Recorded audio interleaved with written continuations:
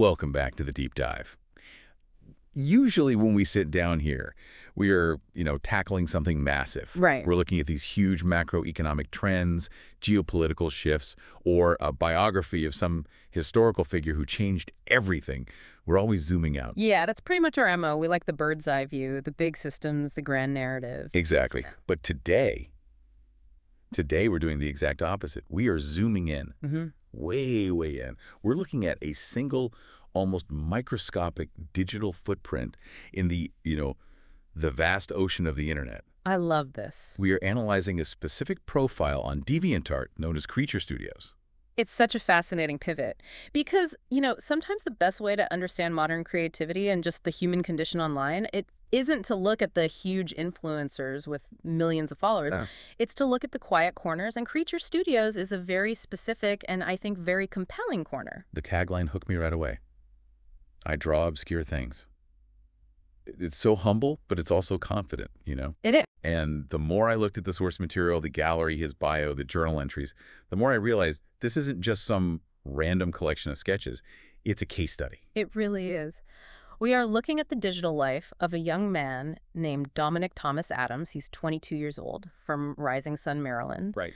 And the central tension of this whole deep dive, what makes it a story and not just a profile review, is the contrast in his life. Yes.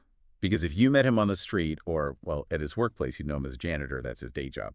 But when he clocks out and logs in, he is a speculative biologist, a cartographer, an architect of an entire universe. It's the classic archetype, isn't it? The unassuming worker who holds the keys to this entire kingdom in his mind. It is.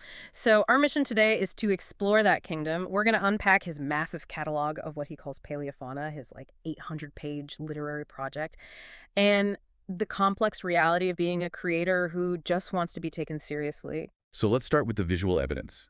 Section 1, the Gallery of Obscurity.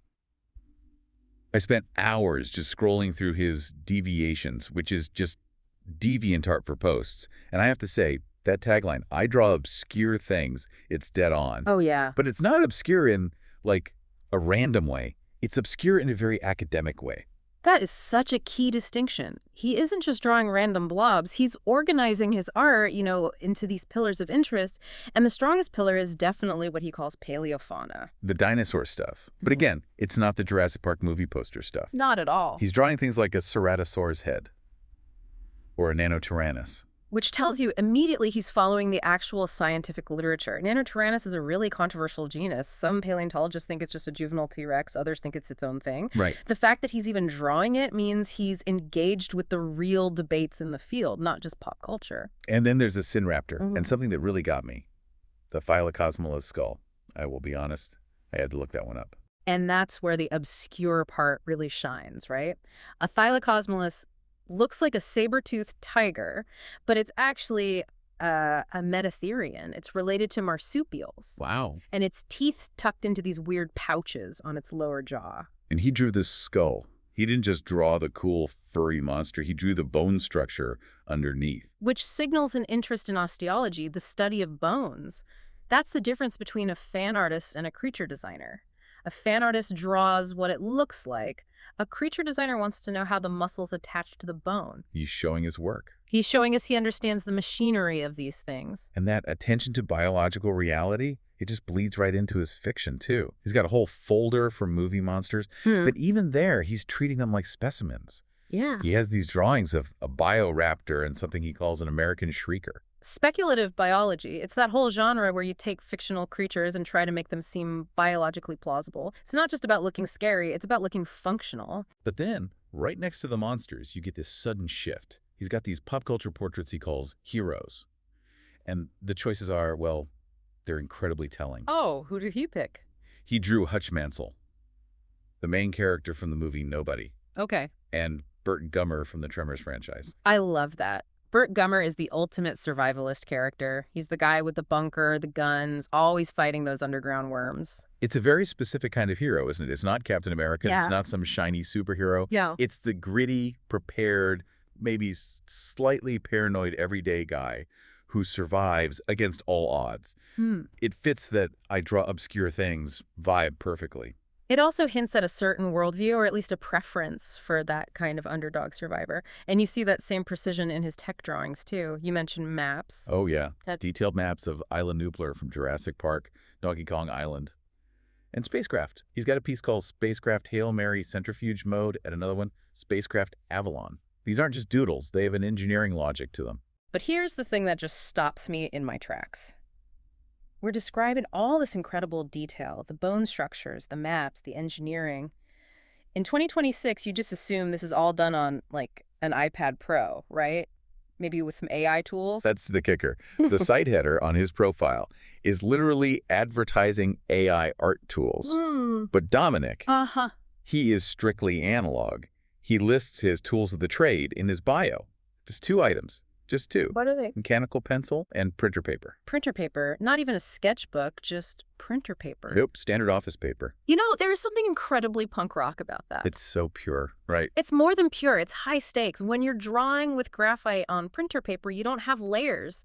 You can't just resize an eye if you drew it too small. There's no undo. Every line is a commitment. Yeah, and it creates this raw, authentic look that you just don't see as much anymore. It also speaks to accessibility, I think. We talk about the digital divide, but here's a guy who isn't letting a lack of expensive gear stop him. He has an idea, a pencil, and a ream of paper. That's enough to build a world. And he is building a world, a massive one, which brings us to the project that seems to be, consuming his entire creative life. Yes. Section 2, the magnum opus. Buried among all the dinosaurs and the Burt Gummer portraits is a project he calls Verse World. This is the deep end of the pool. Verse World seems to be this huge science fiction universe. Dominic mentions in his journals that he's been working on it his whole life. Think about that. He's 22. So this is probably the playground of his childhood imagination that has just grown up with him. But he's not just daydreaming, he's writing. He is. He says the current book has been in the works for 2 years. And the scale is just staggering. He mentions he's approaching an 800-page limit. 800 pages. That is Game of Thrones territory. That's Whoa. Stephen King. And he's doing it while working as a janitor. I just want you, the listener, to pause and think about the mental stamina that requires. You spend 8 hours doing physical labor, cleaning, which is exhausting work. So exhausting. And then you come home and try to weave together an 800-page narrative. That's not a hobby. That is a calling, a real calling. He's even planning to publish it in 2 parts because it's gotten so big. But this is where the story gets a little heartbreaking. We found a journal entry from just a few days ago, and the tone is, well, it's desperate. But not for money.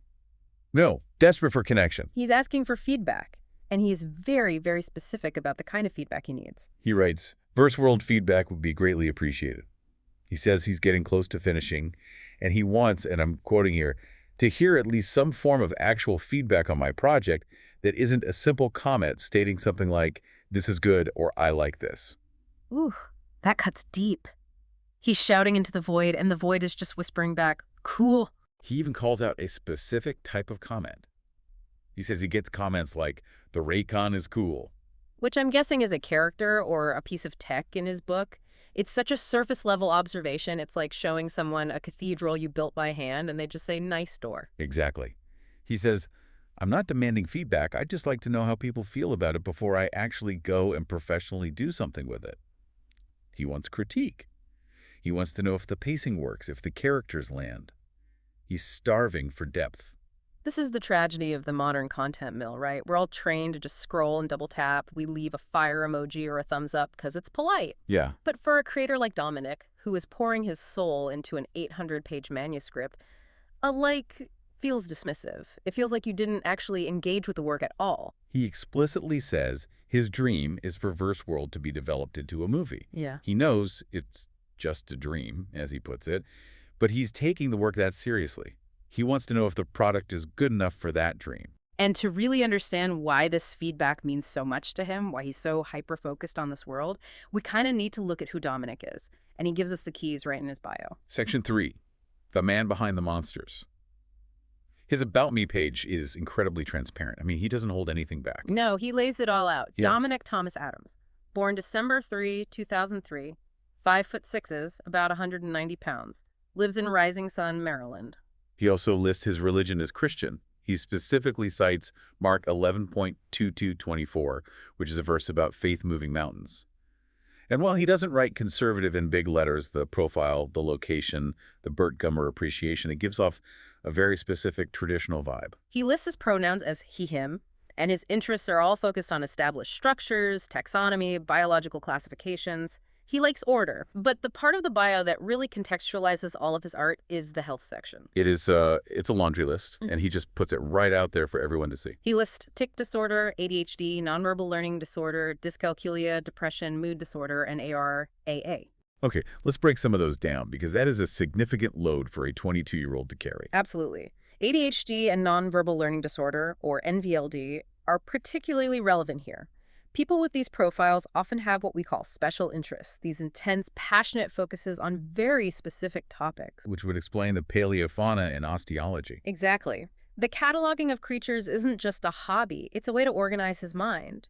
If the real world feels chaotic because of depression or mood disorders, a biological classification system is safe. It has rules. It's predictable. A ceratosaurus skull has a specific shape. It's predictable. Right, and dyscalculia. That's difficulty with math, isn't it? Yes, it's often called math dyslexia. So if numbers and equations don't make sense to you, you might lean really heavily into the visual and literary arts where you can excel. It explains why he's writing an 800-page book. And then ARFID, avoid and restrictive food intake disorder. That's an eating disorder, but it's not like anorexia, is it? Correct. It's usually sensory-based. So certain textures, smells, or tastes can be incredibly overwhelming, which leads to a very limited diet. It just adds another layer of sensory sensitivity to his life. It really paints a picture of someone who experiences the world very intensely, both the good and the bad. It does. It really contextualizes that solitary artist vibe. You get the sense that his room, his desk with that mechanical pencil, that's his sanctuary. It's the one place where he controls all the input. And we can see exactly what he consumes in that sanctuary. His list of favorites is so consistent. Yeah, totally. Favorite movies, Godzilla, King Kong, Jurassic Park. I mean, that explains the kaiju obsessions perfectly. He's taking what he loves and remixing it. And his books, Warrior Cats, The Myths, The Da Vinci Code. We have to talk about Warrior Cats. For anyone who might not know, this is a huge deal for Gen Z. It is a massive deal. It's this enormous series about feral cats in clans with complex politics and lore. It's basically a masterclass in world building. If you grew up reading Warrior Cats, you learn how to structure society, how to sustain a long narrative. It makes total sense that a fan of that would grow up to write an 800-page saga. Completely. He also lists his favorite games, Donkey Kong Country Returns and Luigi's Mansion, Dark Moon. Both games with very distinct atmospheres and creature designs. And for music, he lists early, late 2000s, pop, classical, country. It's just an eclectic mix. It paints a picture of someone who knows exactly what they like. He's not trying to be cool or follow the Spotify top 50. He likes what he likes. So we have this portrait of Dominic, passionate, neurodivergent, incredibly hardworking, and just deeply immersed in his own world. But he's not alone in that room. He's on the internet. Right. He has 1.8K watchers and over 100,000 profile views. And that brings us to the friction point, section 4, community interactions. So we talked about him begging for feedback on VerseWorld, but what are people actually saying to him? What is the community giving back? Well, looking at the comments, it's a stark contrast to what he's asking for. We have a user named Phantom to Superhero. On January 3rd, they commented, "Hey Dom, I have a suggestion.